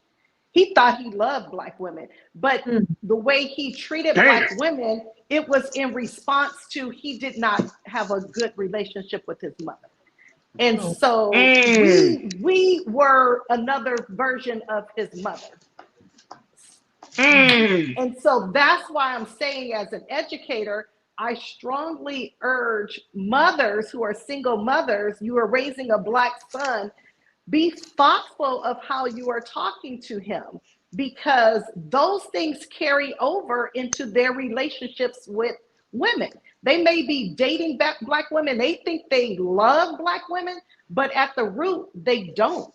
Speaking of which, real quick, Farajii, yeah, go ahead, named Tony in the chat basically told me about my shirt, how I can't promote. We just blocked his ass. And my hair. We blocked him.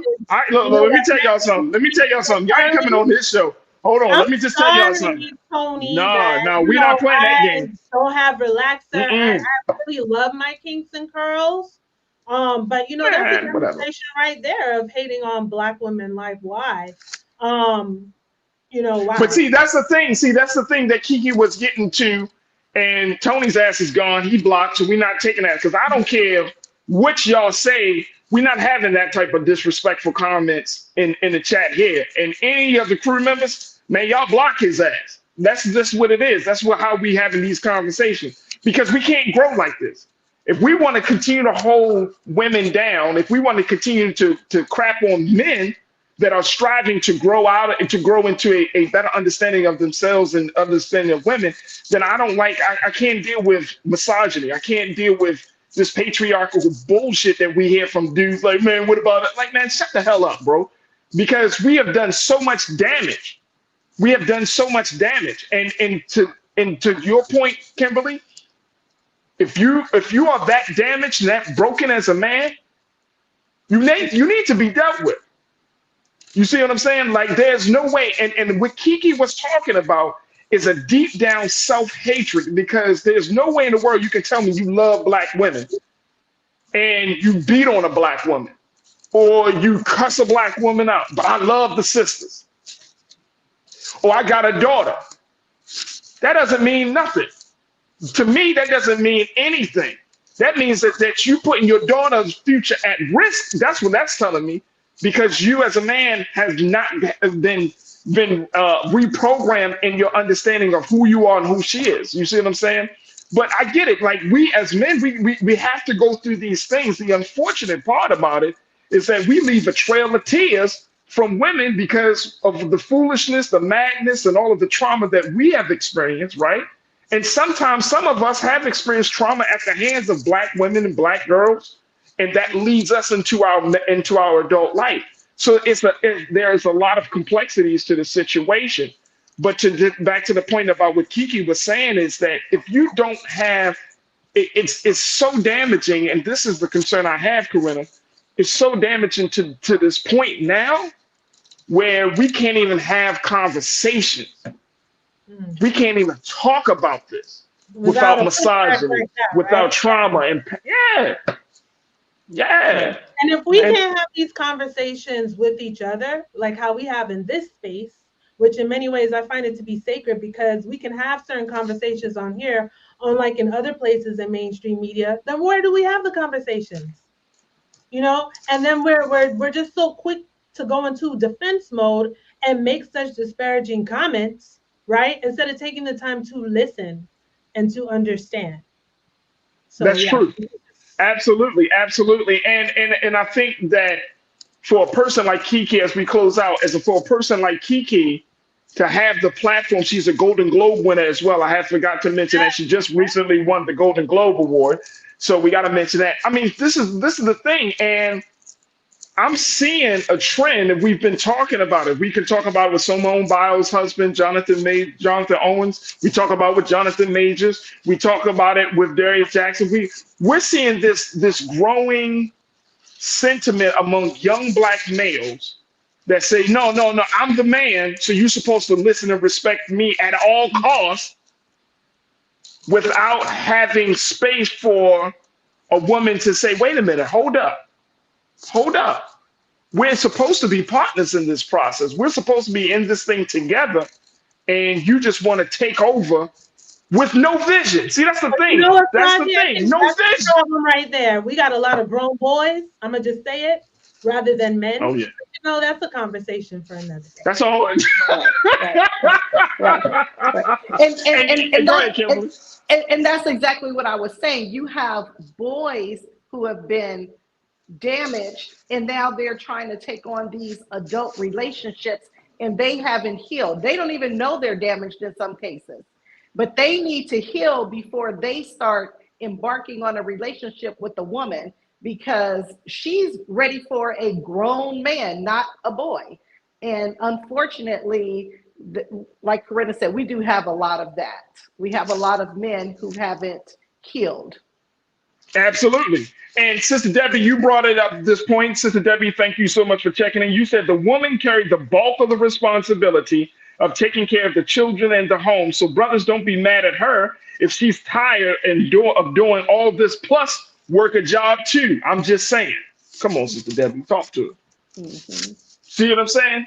See, you got to qualify yourself for leadership. If you want to be the quote unquote the man, you want to run things, you got to qualify yourself. You can't expect her to take care of the house, take care of the kids, pay the bills, and then you talking about you the man. Come on, bro. Come on. Where we get that from? Too, right?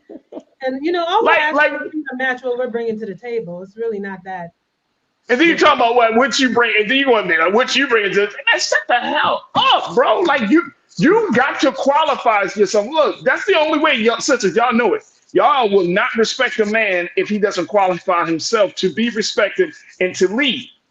That's right. And that's what I've been taught. Like, you got to put in some work. You got to put in some time. You got to make a sacrifice, because Black women do it every day, B. Black women do it every day. And we gotta change the narrative and the conversations about this. And I know some of the brothers in here, they're probably like, man, you sound like, man, whatever. I don't care. I don't care. I don't care, because I see it every day. Black women, y'all. And you got to, but see, this didn't happen overnight. Look, this didn't happen. I had women to tell me and to help me to grow into an understanding of things, right? The person in my life, my children's mother, she helped me to understand some things about myself and to understand the struggle of women and the role of women. My mother and grandma, like, you have to grow into that. And I think as a man, at some point, you got to say, man, this old school thinking of our role and responsibility is so outdated that it's damaging. It's no longer effective. It's no longer helpful or useful. So, you know, if you want to be a man has to be willing to say, you know what, I was wrong on a couple of things. Let me regroup. Let me try to do something different. And then trust me, she's gonna treat you a lot better when you say, I'm sorry. Okay, everybody quiet now, y'all. Let's end the show right here. When you have the floor, like I said, you always demonstrate your love for us, Farajii. It's all good. For that, okay? It's all good. It's all good. Look, Corinna, Denise, Kimberly Morrow, I appreciate y'all so much, sisters, for joining me each and every Friday. I'm always looking forward to the conversation. Corinna, how can folks find you? Talk to us.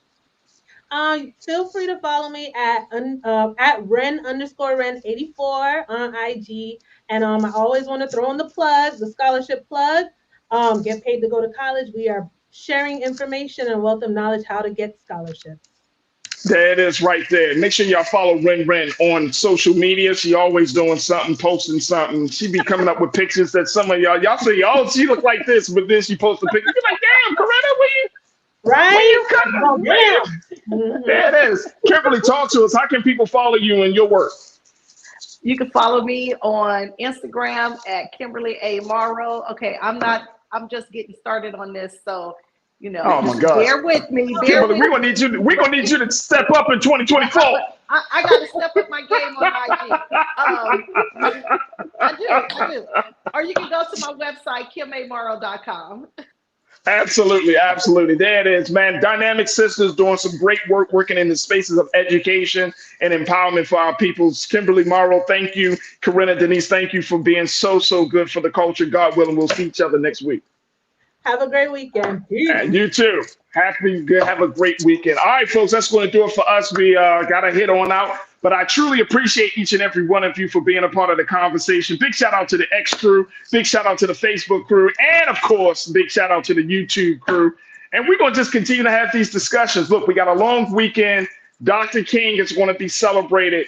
Take the time to not only reflect on what the great life and legacy of Dr. King, but put in some work. Volunteer. Go out to some part of your city and do some work. Connect with your neighbors. But let's start doing the work to use what Dr. King laid down as the foundation, and let's put it into practice. So big shout out to Dr. King. And of course, we're going to be having a show on Dr. King Day as we celebrate the great life and legacy of our dear beloved leader and brother. And I look forward to reconnecting with you then. But folks, make sure y'all stick around. 6 p.m. Eastern Standard Time, Roland Martin Unfiltered. As always, never be afraid to challenge what's wrong. Stand for what's right while being yourself in the process. God willing, we'll talk on Monday for another exciting edition of The Culture right here, only here, exclusively here on the Black Star Network. Have a great evening. Talk to you soon. Peace.